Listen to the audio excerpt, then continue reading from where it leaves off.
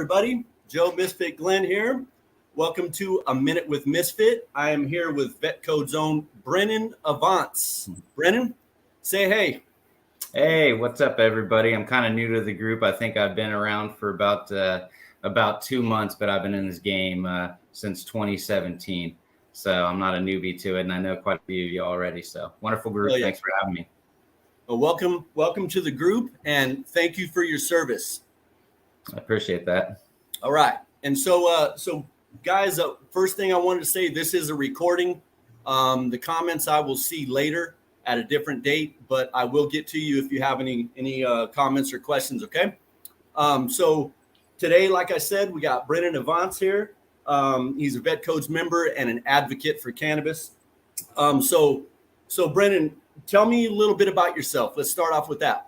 Okay, cool. Yeah, so born and raised in California, don't hate me, but I did spend the majority of my growing years in adult life in the Army, enlisted straight out of high school, and then served 21 years, traveled all over the world, got married, had a kid, and just met a whole bunch of great people. So, it's pretty much me.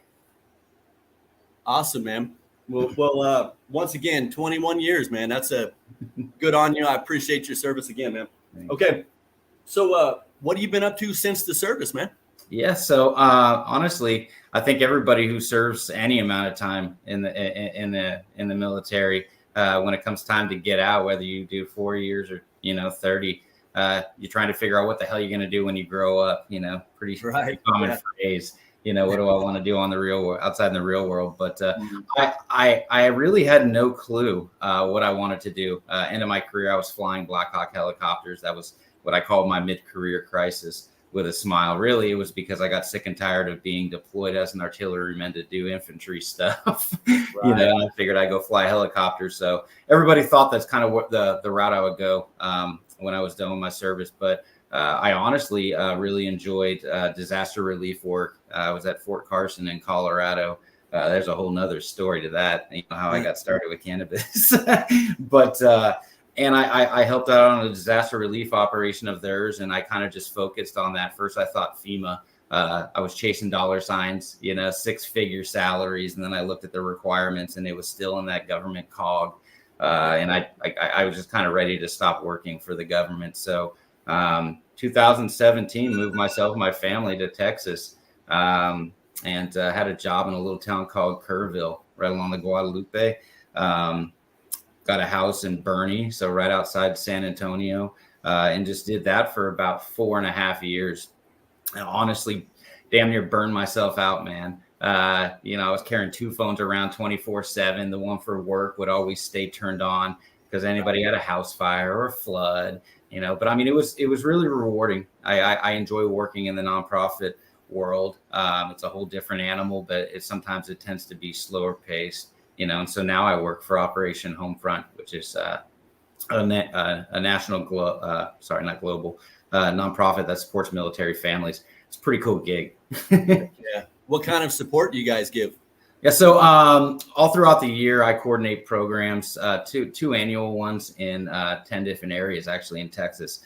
I support the bulk of Texas. I'm all the way up to Wichita Falls, so close to the Red River where you're at, Joe, and all the way down to the coast, out to El Paso for Fort Bliss. But we put on family support programs. I love doing the Back to School Brigade. We do them up in Oklahoma, all around you too. So, and all across the nation. If you're a veteran and or active duty military folks, tell them they don't have to go out and buy a backpack every year. We get backpacks, we give them out for free. And then we partner with Dollar Tree stores and we just stuff them with as many collected donations of school supplies we can, just to help offset that. And then like what I'm ramping up for right now, we do some pretty badass holiday meals for a military program. You're allowed to sign up and go to one too, Joe, if you want, but they're pretty cool events. It's either a gift card only where you'll get like a $60-$70 gift card. And so, the veteran family can go, or the active service member family can go to their store of choice and buy what they need for a Thanksgiving or a Christmas dinner.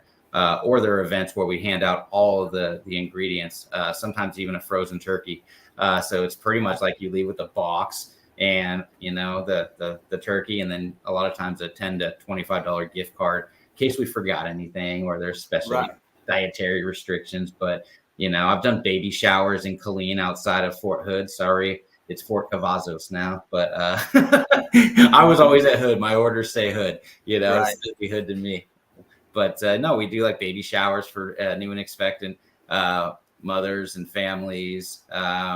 We do like spouse appreciation events. I mean, it's a pretty cool gig. I get to get back to the community I was in for 2 decades of my life, and then of course, Vetcodes is veteran related, and then with my advocacy work, it focuses on veterans too. But I mean, that's pretty much that gig, man. It's a lot of cool events and just really supports the families. We have robust housing programs. I don't deal with those. There's also financial assistance available for folks that might be struggling up to 10 years post discharge too.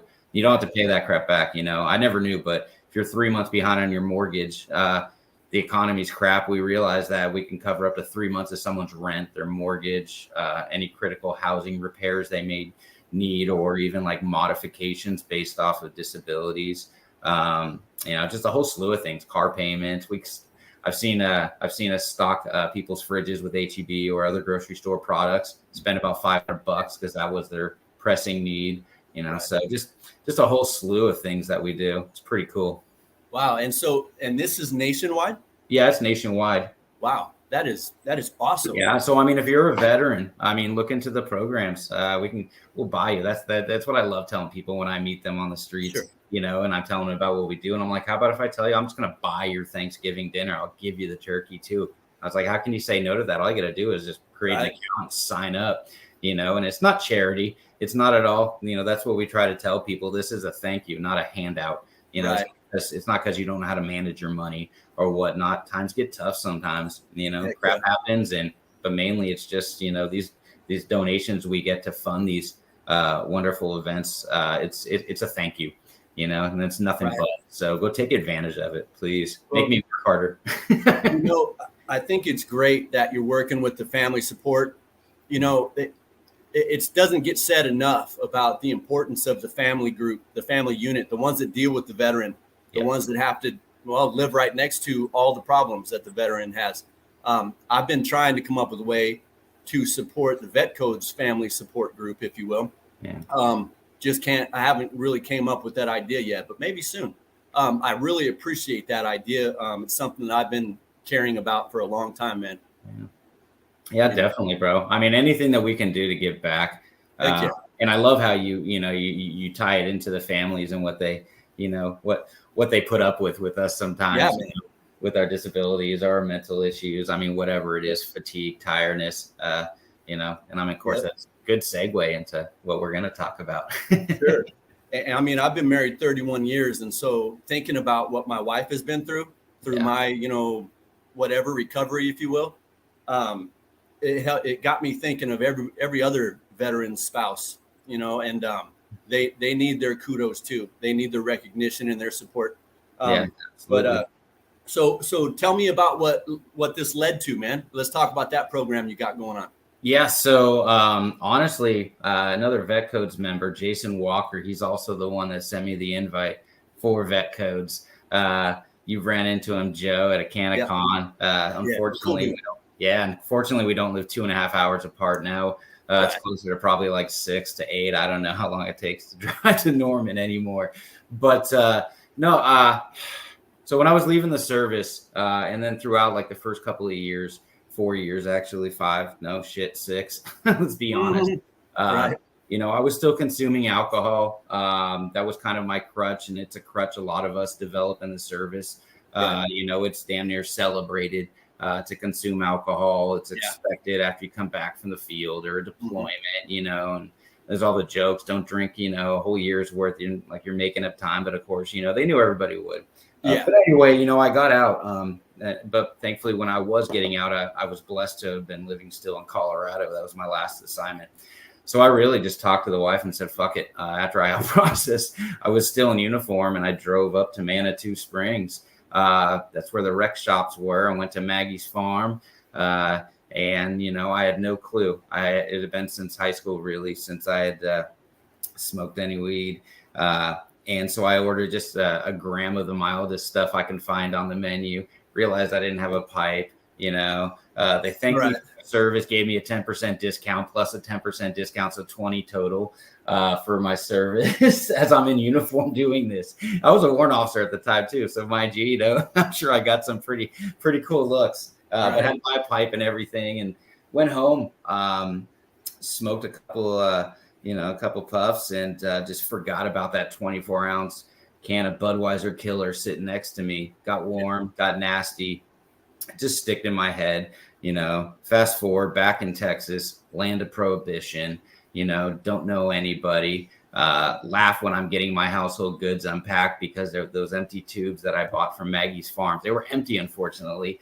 Fucking just threw that shit in the boxes, and I'm like, man, I could have at least had some, some gifts. But my wife helped me start reaching out to other groups and finding maybe some organizations just so I can make friends. People in Texas aren't going to help you out. Just some weird random person off the street for the most part. And I was relying honestly 100% on CBD, which it wasn't doing it. Didn't help with my sleep, didn't help with my restless legs, didn't help with my mood swings or anger issues, any of that. But, I got involved with Jason in a group called Texas Veterans for Medical Marijuana. Should have been, I think it's been around for about a decade now, but big force in the legislature, closely aligned back then with Texas Normal. And it was just a lot of advocacy work. The activism was very soft-handed, suit and ties, and kissing people's asses. And, just wasn't really a feel for me. I enjoyed being in the parades and marching and, actually seeing and hearing public supports when we're marching with medical marijuana banners, and Veterans Day parades and joking, you got any gifts, where's the goodies, and whatnot. You can see the support, but and I mean, because of that group, I was able to make some good connections. And of course, as the cannabis program, how limited it is here in Texas, I'm talking on the legal side, the Delta 8 stuff, all of the THCA flower that's out now, which is damn fine medicine. It finally started doing its job, and I was getting good stuff, but joined the Teacup program, Texas Compassionate Use Program. Not much of a program, definitely not compassionate with the prices and the limitations and restrictions, no flower, nothing inhalable, which a lot of us need that immediate relief. We can't wait 30, 40 minutes, sometimes an hour, just to see if our dose is correct. It's too exactly. Mm-hmm. But so no, I just got involved with them. And after we got PTSD added, the group just kind of fell off. I noticed there really wasn't much involvement or anything. So the opportunity presented itself about 2 weeks ago that myself and another longtime cannabis activist here in Texas, Navy veteran, Romana, and she's down in South Texas around the Houston area. We joined forces and rebranded the organization to what it is now. Exact same symbol made by the exact same awesome cannabis activists. We just swapped out marijuana for cannabis to differentiate the groups. Fired up our social media pages, bought a website. We started buying swag and everything, but we're really ramping up for January 14th, 2025, and getting everything in place for hopefully a pretty large veteran-led march to the Capitol building in Washington. We should do that too, in Austin, on day one of the legislative session. And that's kind of the dream and the goal that we're going to be striving for, and not just veteran of the military. We want to include law enforcement, fire, EMS, other folks who are out there serving tough hours, doing tough jobs, under difficult situations. They're veterans and heroes to me as well.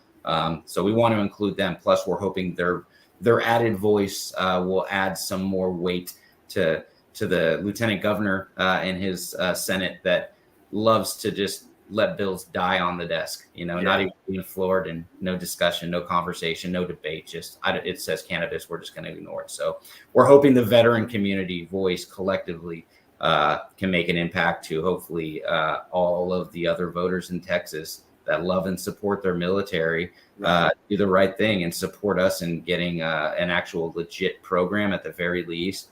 But I'm a firm believer that if we turn Texas green, the rest of the country is just going to follow suit very rapidly, because birthplace of prohibition against marijuana is right here in Texas, El Paso.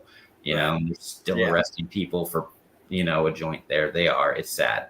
When we're surrounded by it, we're surrounded by good medicine. We're just not allowed to touch it unless we want to go through Texas Original, or Good Blend and spend $100 for 30 fucking gummies. It's highway robbery, Joe, is what I think of it.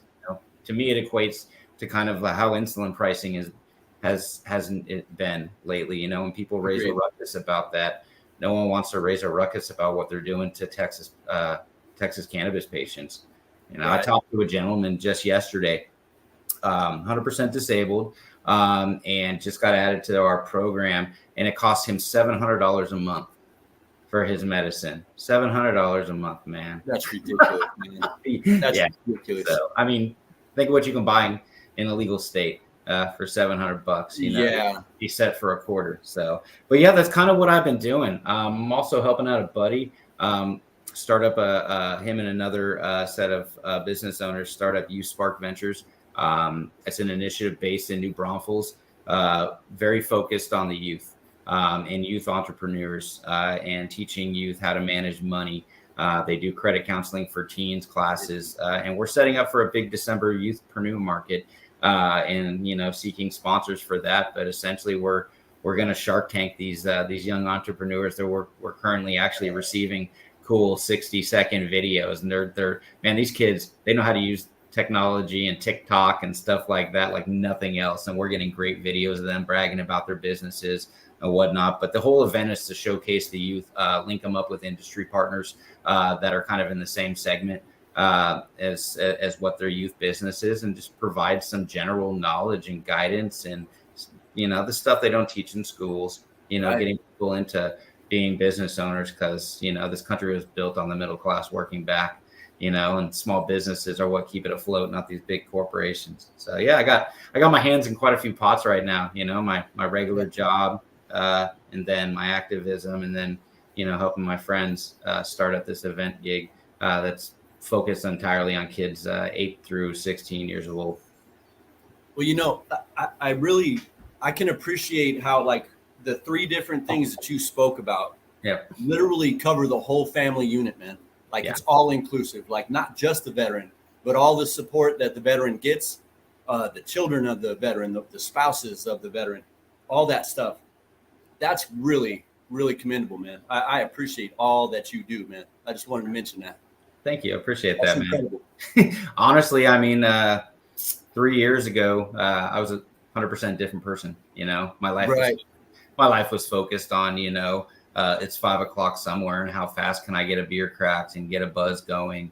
And it drove everything, including my work ethic. And I really had no social life, and I was fine with that. I thought that was just that's my life for now. Before I really, really got serious about using cannabis as medicine and cutting out the stuff that wasn't good for me and wasn't healthy for me, both physically, and emotionally, mentally. It's just changed everything. And now I have the drive and the energy. I actually feel like I can accomplish things. I think before I was just going through the motions. This is my life, and I'm meant to get drunk every night. And if it kills me, so be it. That's I never once said that to myself or said it to anybody, but it's amazing. A year and a half sober, my clear-headedness, and being able to realize exactly why, and just talking myself through why did you do that, Brennan? Is it because you enjoyed feeling drunk? No. And I hated the way it felt the next day. It's just, it's a crutch, man. Yeah, man. You tend to hide. You tend to hide when you drink. Some of us got a lot of stuff to hide from, but you know what? Can't hide from it forever. That's the truth. True so story. Congratulations on your 1.5 year sobriety, my man. Appreciate that. Hasn't been easy, but I can tell you it's been a hell of a lot more fun. I got you, man. Getting out, going to concerts, farmers markets, trying to enjoy nightlife as best I can. And I mean, shit, I was just at a Lee Brice concert this past weekend, and man, it was a whole different world watching people violently ill and puking in the corner, not even been able to enjoy the show near the end of it. And I'm like, Right. Oof, why do you do that? You know, Yeah. kind of be a hypocrite a little bit, but it's like, why are you doing that to yourself? So, man, and one thing I wanted to mention, since I thought it was a really cool deal, tell me about what you just received yesterday in your emails. Oh, I'm a social butterfly, I guess now. Yes. I think it's funny.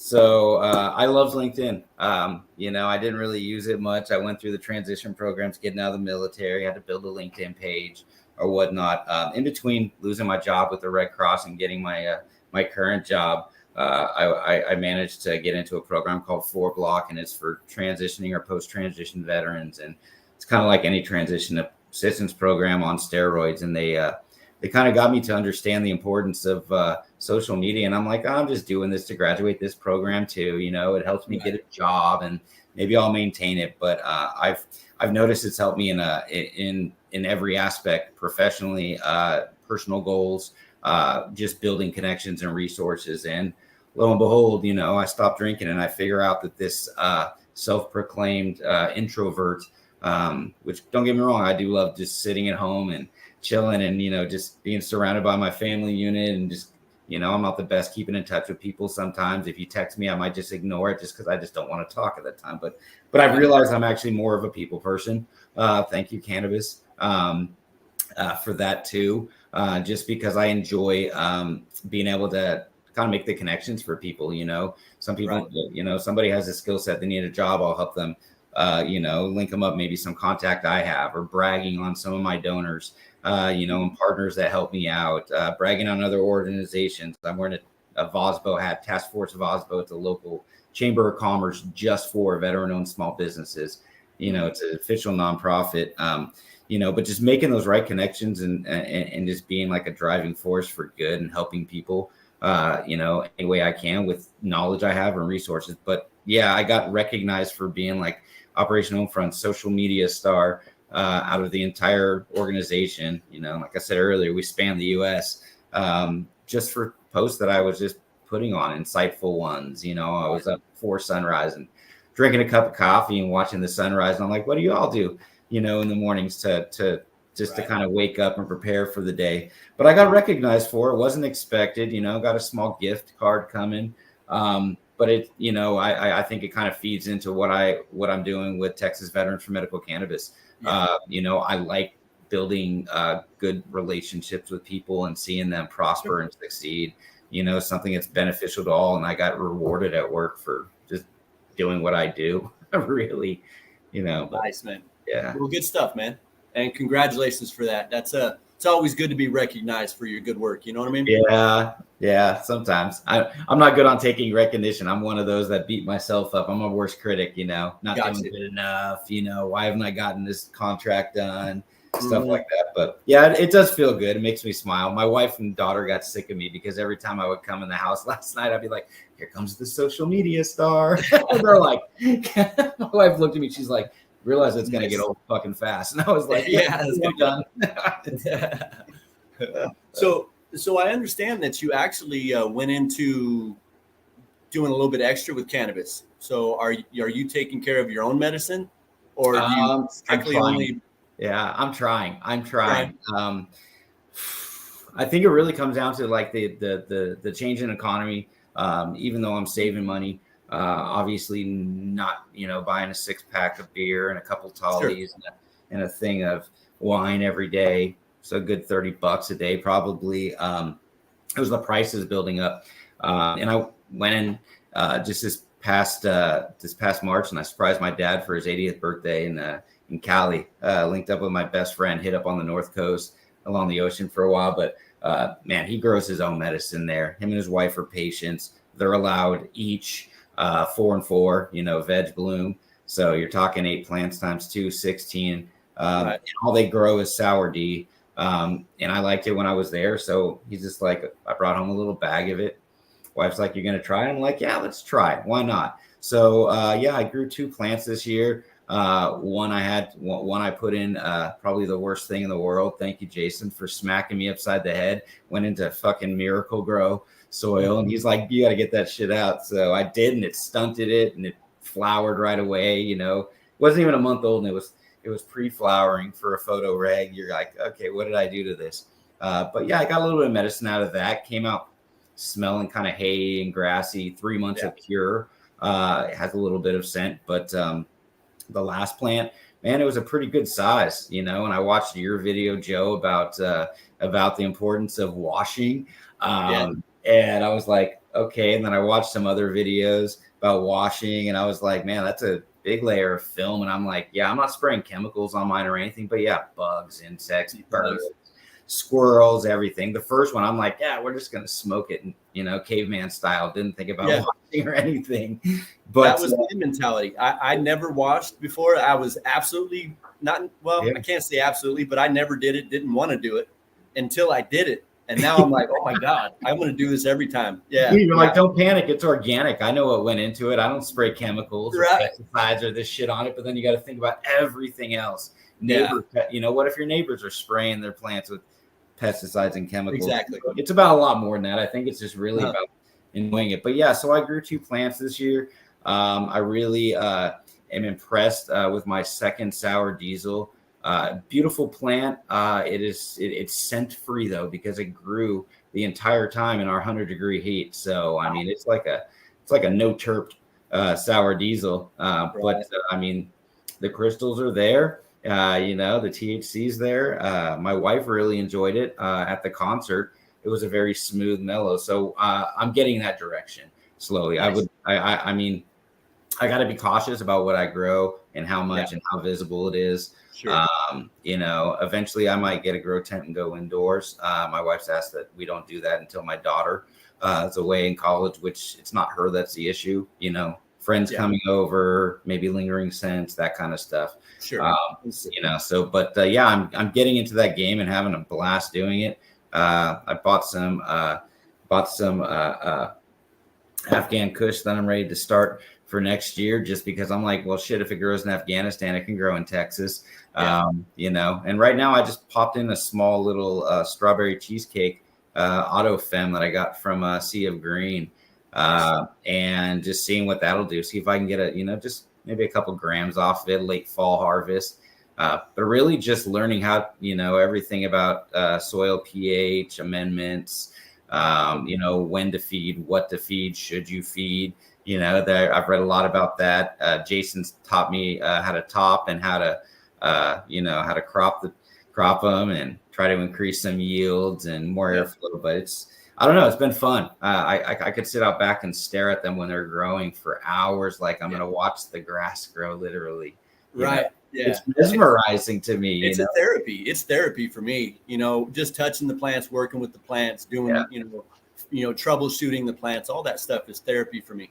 Yeah, I just think they're pretty, I mean, looking down on them straight on top, and you get like these fractal images, and getting nice and up close, and looking at the chromies, and being like, man, I'm actually growing my own medicine. This is pretty cool. It might not be the strongest, it might not be the dankest smelling yet, but I mean, it's a good feeling being able to provide for yourself, and I mean, that's kind of one of the reasons I said, yeah, I'll take on more and see what we can accomplish with this next iteration of Texas Veterans for Medical Cannabis.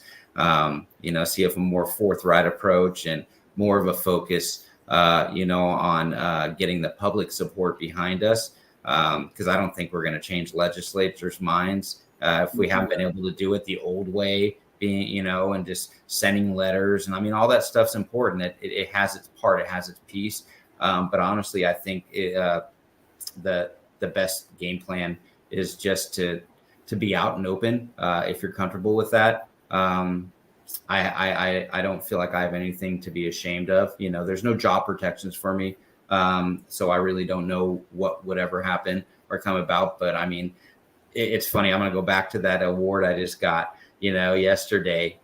Everybody knows me, and they know me with my cannabis medicine. They don't know the Brennon.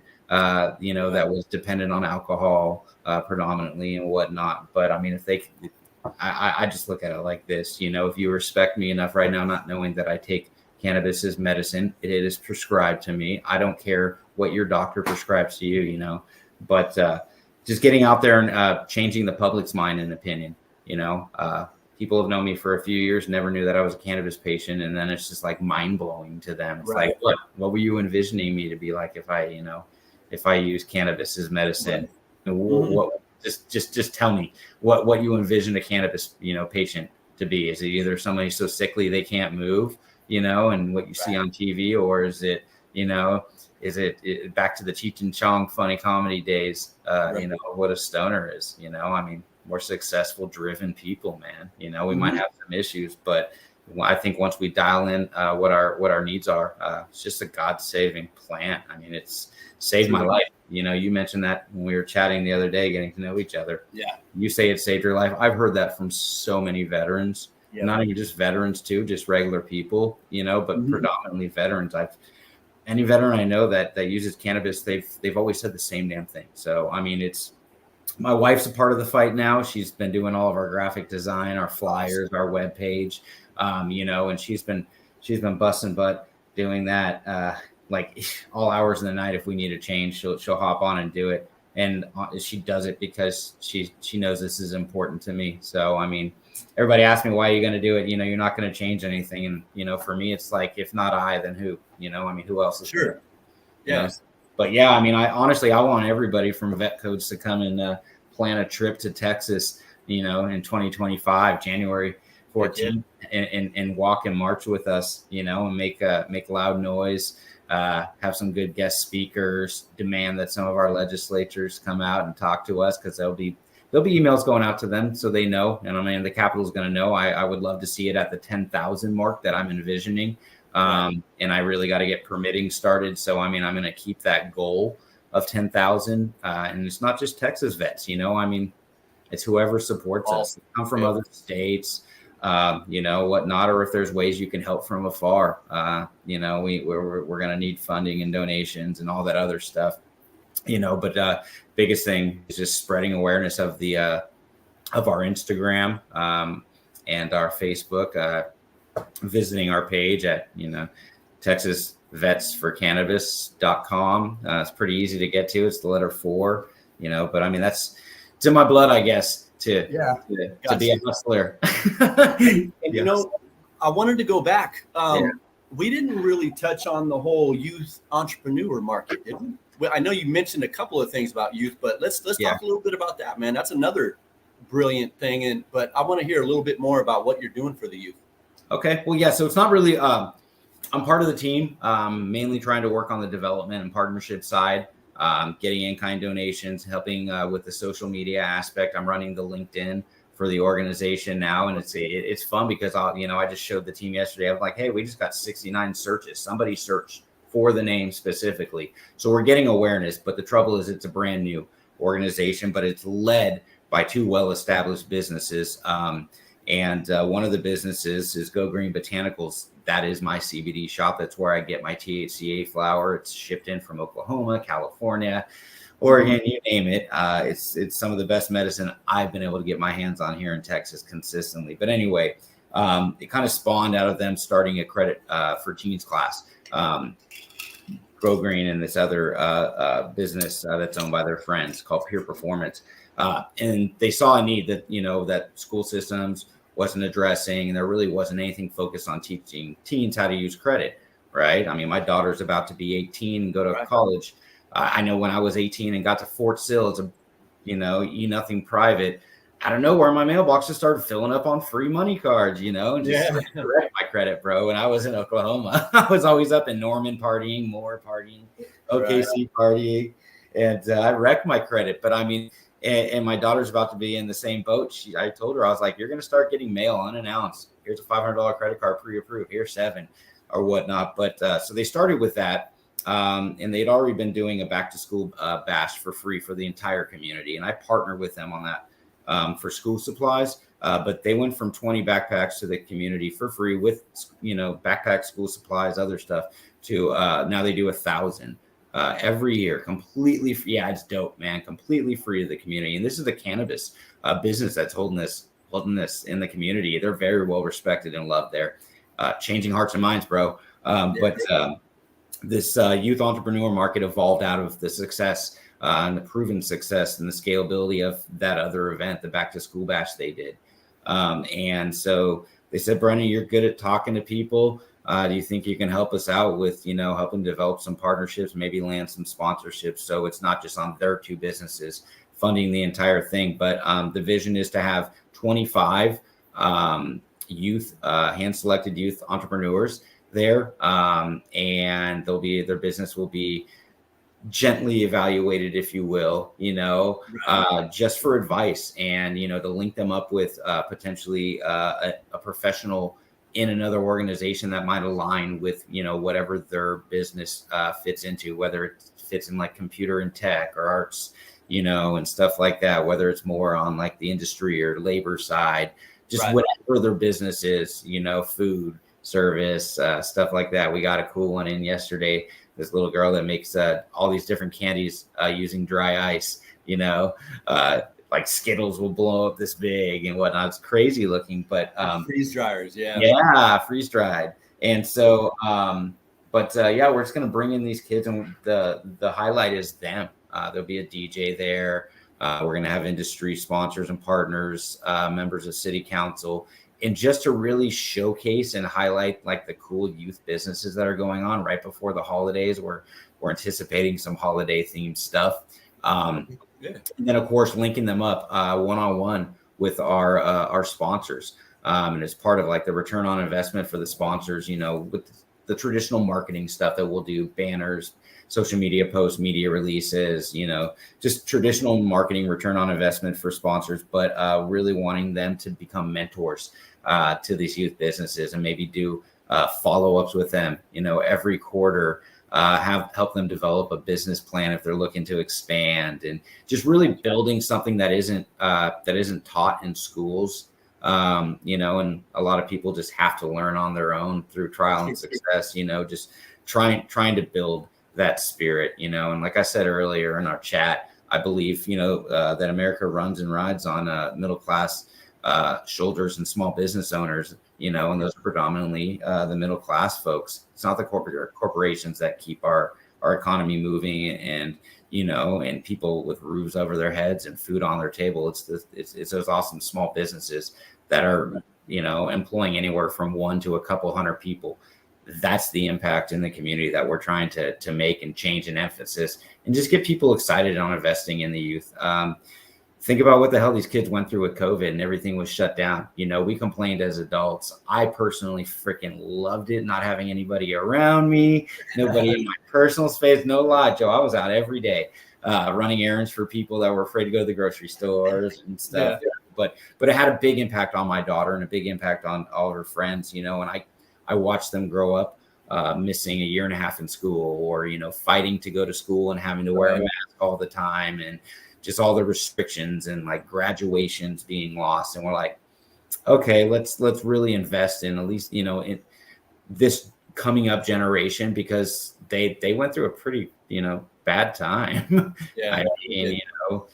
Not able to socialize with your friends. I think, shameful. More of them are probably dependent on networking and friendships using this, and COVID helped exasperate that, but just really getting them appreciated and rewarded and, feeling comfortable, and going, shit, I can make my own money. My daughter, she got her first job a couple months shy of her 15th birthday, and fancy restaurant here in Boerne, Texas. And, one of the most renowned places called the Dinger, and they made her a hostess or whatnot, and just the pride in her face when she brought home even that first little check, And then of course she's like, they took taxes out.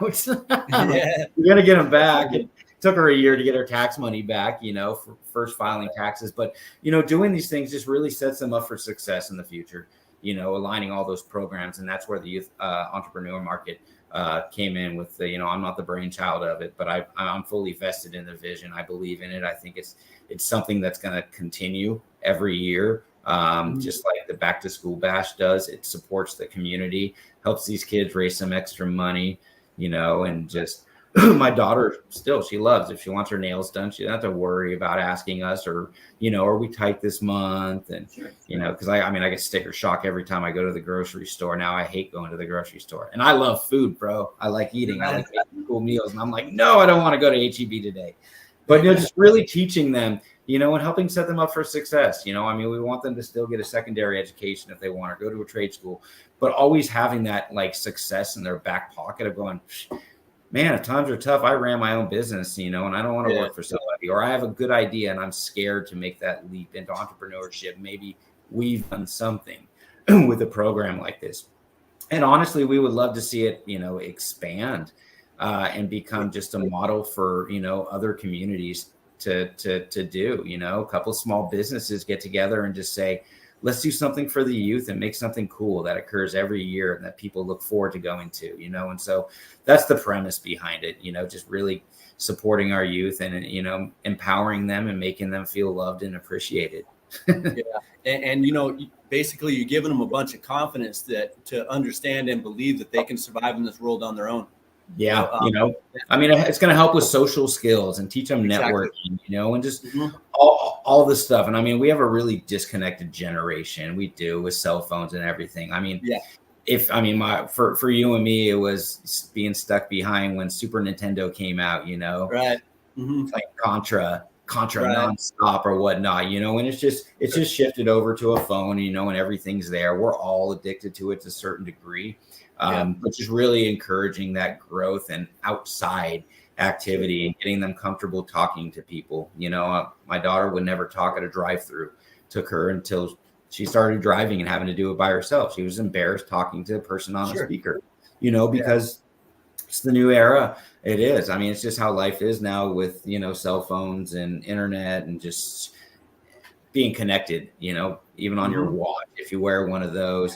And so I think it's just reinforcing positive skills and positive traits that even if they don't become an entrepreneur, it's just going to help them, whether they're in college or at a job, just knowing how to communicate effectively. I think that's a lost skill to absolutely. Many. A lot of people, they want to text and they want to read a text, but they'll misconstrue how the wording was supposed to be, thought of. And so anyway, being able to communicate with your mouth in front of someone is a lost thing nowadays. It seems, everybody wants to look on a phone or text or something like that. And it's face to face. And if they're not used to it, they're uncomfortable doing it. And a college than that, a public school system isn't going to teach them how to be comfortable expressing their ideas and expressing their viewpoints, And so, it's there's a lot that, that we talk about when we talk about that youth entrepreneur market, just what the benefits of it are, and what the successes are going to be out of it. You lift one person up. It was well worth all the extra work. So I appreciate you coming back to that. I work on that as much as I can, and then I go back to Texas Vets, and then I got to do my OH stuff. It's great working from home because I set my own hours, which is absolutely great for my mental health. I got my dog next to me all day long. If I'm tired, I get a headache, I could take a nap. But it's just, working on these projects has really made me realize that, wow, cannabis really has saved my life. It's changed who I am. Next time you talk to my buddy Jason, he could tell you I showed up at his house the first time I ever stayed the night there, and I came rolling in with a 6-pack of freaking IPA. He smoked me out enough though that I think I left and there was still 5 in the fridge. Nice. He's like, well, hey, bro. I need to hit Jason up, man. I haven't talked to him since CannaCon. But yeah, good on you for reminding me, man. But well, man, you wear a lot of hats, man, and they are very important ones too, man. In my opinion, I don't see a whole bunch more important than to educate our youth, educate the adult population as well. So I really appreciate all the little pots you have your hand into, man. They're very important messages, man. I appreciate it. No, thanks for that, but Jeff. with that being said, man, I'd really like to hear what Vetcodes means to you. Has it, have we been able to do anything for you? Have you learned? What has it done for you, my man? In the few months that I've been here and I haven't been blocked by Zuckerberg and could post in the group, I'm blocked again. I got blocked day one of opening up our new Facebook page and promoting my buddy's business. It just blocked me from groups, so you won't see me putting my name in the hat for for any bonus giveaways or anything like that. Any waffles, because I can't really comment. I know I can enter another way, but no, honestly, it's just opened up a whole new avenue of and a whole new network of friends. Jason recommended me. I really didn't know what to expect of it. I love seeing all the other gardening picks just because I grow tomatoes every year. You know, I got some pumpkins that are popping out, and I just enjoy growing my own food. It's just therapeutic. I love my wife's gorgeous hibiscus flowers, and so it's great seeing Prez's. I'm jealous of Prez. I see his fucking yard, and I'm like, I was like, man, I can't even get my tomatoes to keep flowering with the temperatures we've been having the last couple of years. But I've already met quite a few cool people. I've gotten some prizes. I also don't need to enter in any giveaways because I'm limited with what I feel comfortable popping into buckets or into potters, and I'm only outside right now. So, but it's mainly just been like the camaraderie and the tips, and I love seeing everybody's pictures. I love seeing the progress. The free seeds are pretty dope. Now I'm in a spot, so I'm like, man, I bought my Afghan Kush and I brought this strawberry cheesecake auto, and I had good luck with the sour D. But man, now I got this cheetah piss that I want to try, and things. It's like, what do I do? But it's mainly just, I don't know. It feels like a family. And I appreciate that. There's just you taught me why I should wash my weed before I hang it to dry. Lo and behold, here's Brennon going, don't panic. It's organic. It's only been my hands. There you go. Who knows what else is falling from the sky into it, drying, answering questions. I've been on a couple of the lives, and have been asking questions or whatnot. You asked me how my first dry went, and I'm limited on space and what I can do. And, I'm like, man, I can't keep my house down to 60 degrees. I don't think it'll stay at 60 here where we live. But it's just really just like the no judgment, being able to get, answers. There's no stupid question, except for the one you don't ask kind of, vibe that I feel within this group. Yep. Everybody seems to be proud of what they're doing and helping each other out, which is fantastic. And, celebrating the medicine that's honestly keeping folks like you and me alive. And it's just building camaraderie, and I mean, I'm excited. I mean, I think we should get a Vetcodes get together somewhere. We just have to pick a location, maybe we say screw it and we all go to Champs in Vegas, or, we go up to Humboldt and do one of their cannabis cups up in NorCal, where a lot of the roots and genealogy from all these strains we're smoking now probably originated up in the Golden Triangle. I mean, I think it would be dope to get together with a whole bunch of y'all. I'm happy to know that you're just right up the road. I owe Jason a visit and go hang out with him and see his grow. And then, I mean, you'll just be a few hours north and we could all get together and hang out. Hell yeah. It's a brotherhood and sisterhood, I mean, I never once felt uncomfortable asking a question, which is a testament to what y'all have created. Hell yeah. Well, that's good to know. I mean, and like you said, the only dumb question is the one you didn't ask. And we like to keep that vibe, sometimes we have, little attitudes that want to have a conflict, but you know what? You're going to find that everywhere you go. Yeah. But it's all like that dysfunctional family, right?